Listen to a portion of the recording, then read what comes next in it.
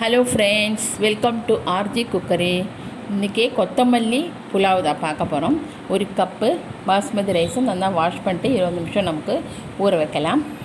அரைக்கிறதுக்கு ஒரு கைப்பிடி அளவு ஃப்ரெஷ் கொத்தமல்லி, 3 ஸ்பூன் தேங்காய் துருவல், 2 பச்சை மிளகாய், சின்ன துண்டு இஞ்சி, அதை நல்லா அரைச்சி அது தனியாக வச்சுக்கலாம். ஒரு கடாயில் 2 ஸ்பூன் நெய் விட்டு இந்த தேவையான இந்த ஸ்பைசஸ்லாம் நம்ம போட்டு வறுத்துட்டு, முந்திரி பருப்பும் வறுத்துட்டு, அரைச்ச விழுத அது கூட கலந்து நல்லா பச்சை வாசனை போக வரைக்கும் நல்லா வதக்கணும். அப்புறமா ஊற வச்ச பாஸ்மதி ரைஸும் போட்டு தேவையான தண்ணி, நான் இந்த கப்பில் ஒரு கப்பில் எடுத்துருக்கேன், 1.5லேருந்து 1.25 கப்பு தண்ணி விட்டுக்கலாம். தேவையான உப்பும் போட்டு நல்லா கொதி வந்தோடனே குக்கரில் டைரெக்டாக போட்டு 2 விசில் வரும்படியாக வச்சாச்சுன்னா நல்லா ருசியான கொத்தமல்லி புலாவ் தயாராகிடும். நான் என்னோடய சேனலில் இதுக்கு முன்னாடியே கொத்தமல்லி சாதம் ரெசிபி போட்டிருக்கேன். தேங்க்யூ.